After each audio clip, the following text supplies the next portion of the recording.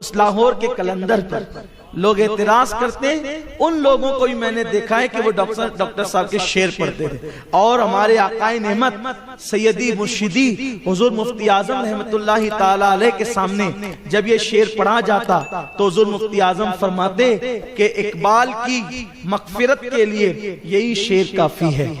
कौन सा शेर कि मोहम्मद से वफा तूने तो हम तेरे हैं, ये जहां चीज है क्या लौह कलम तेरे हैं। ये डॉक्टर साहब ने बड़ी बड़ी शायरी की है, उनकी नातियां शायरी। बल्कि मैंने एक बहुत बड़े मुफक्किर से पूछा था कि डॉक्टर इकबाल के बारे में आप क्या कहते हैं, तो उन्होंने फरमाया वो रात का सूफी था और दिन का मुफक्किर था।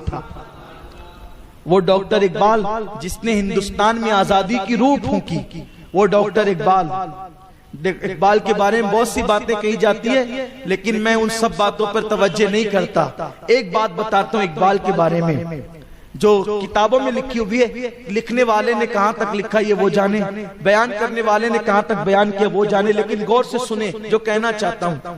डॉक्टर इकबाल के बारे में एक रिवायत आई है। डॉक्टर इकबाल के खादिम थे, डॉक्टर इकबाल के खादिम थे, उनका नाम था अली बख्श। उनका क्या नाम था? अली बख्श।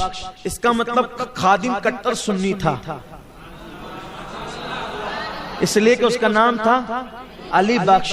अली बख्श दूसरों के यहाँ शिर्क है। वैसे शिर्क की मशीन गन चलाने वालों की उस दौर में नई नई पैदाइश, वो नौजायदा थे उस वक्त, तो इसलिए जल्दी से लोगों पर उनके असरात मुरत्तब नहीं हुए थे। तो अली बख्श हजरत डॉक्टर इकबाल के यहाँ खिदमत करते थे। अली बख्श का कहना है कि एक रात डॉक्टर साहब ने मुझे आवाज दी, अली बख्श इधर आ। मैं सो रहा था, तो चूंकि बड़ी अकीदत थी डॉक्टर साहब से अली बख्श को, तो अली बख्श उठ करके गया कि जा करके क्या देखा कि डॉक्टर साहब के सोफे पर एक बहुत नूरानी चेहरे वाले बुजुर्ग बैठे हैं और रात के तकरीबन 2:30-3 बज रहे हैं, आधी से ज्यादा रात गुजर चुकी है। और डॉक्टर साहब के सोफे पर एक बहुत बड़े नूरानी चेहरे वाले अल्लाह वाले, ऐसी वजाहत कि मैंने उस दौर में हिंदुस्तान में किसी को नहीं देखा था, क्योंकि पाकिस्तान उस वक्त तक बना नहीं था। तो मैंने उस वक्त तक हिंदुस्तान में इतना नूरानी चेहरा मैंने किसी का नहीं देखा था, लाहौर में भी इतना हसीन मैंने किसी को नहीं देखा था। अली बख्श कहते हैं लेकिन मैंने ये भी मंजर देखा अभी तक कभी नहीं देखा था कि डॉक्टर इकबाल के पास जुना आते थे ना, जिसको लोग मोहम्मद अली जिना कहते हैं, वो भी हाथ बांध के खड़े रहते थे। नेहरू वगैरह आते थे ना, तो वो लोग भी जो है वो डॉक्टर साहब के सामने बहुत ज्यादा बोलने की हिम्मत नहीं करते थे। यानी गांधी जैसे लोग भी डॉक्टर साहब की के साथ बहुत ताजीम से पेश आते थे। और डॉक्टर साहब का अपना एक मिजाज था, शाहाना मिजाज, और किसी को खातिर में नहीं लाते थे, हर एक को खातिर में नहीं लाते थे। अखलाक अपनी जगह है, लेकिन हर एक को घास डालना डॉक्टर साहब का काम नहीं था। लेकिन मैंने ये मंजर अपनी आंख से देखा। अली बख्श कहते हैं कि डॉक्टर साहब के सोफे पर बुजुर्ग बैठे और डॉक्टर साहब उनके पैर दबा रहे हैं। डॉक्टर साहब उनके डॉक्टर साहब का पैर दबाना कोई मामूली चीज नहीं था किसी के। मैं देख करके हैरान रह गया कि ये क्या मंजर है। डॉक्टर साहब ने कहा अली बख्श एक काम करो, बाहर जाओ और बाहर जा करके जो वो लस्सी लेकर के आओ, 3 गिलास लस्सी लाओ। मैंने सोचा ये रात के इतने 3 बज रहे हैं और लाहौर में अभी सब सुना हो गया होगा और ये इनको लस्सी की सूझ रही है। लेकिन अली बख्श था बड़ा वफादार, का ठीक है लेकर आता हूं। कहते हैं जैसे मैं घर के बाहर निकला, बरसों से मैं इकबाल के घर में रहता था, लेकिन जैसे घर के बाहर निकला तो मैंने देखा कि करीब में एक नई दुकान खुली है लस्सी की। ऐसा लगता था जैसे आज ही रात खुली है लस्सी की दुकान।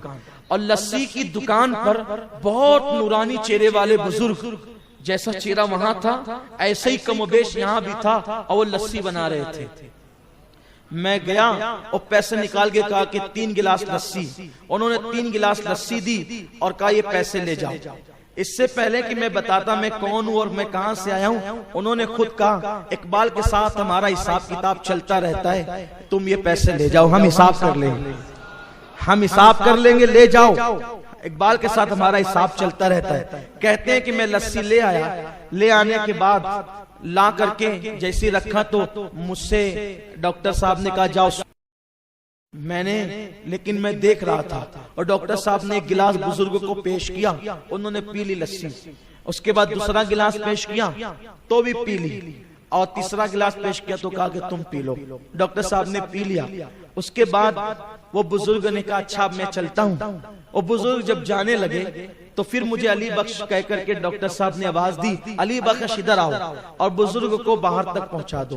तो मैं बुजुर्ग के पीछे पीछे हो लिया। जैसे बुजुर्ग ने बाहर कदम रखा, एक रोशनी चमकी, मेरी आंखें चौंधिया गई और वो बुजुर्ग गायब हो गए।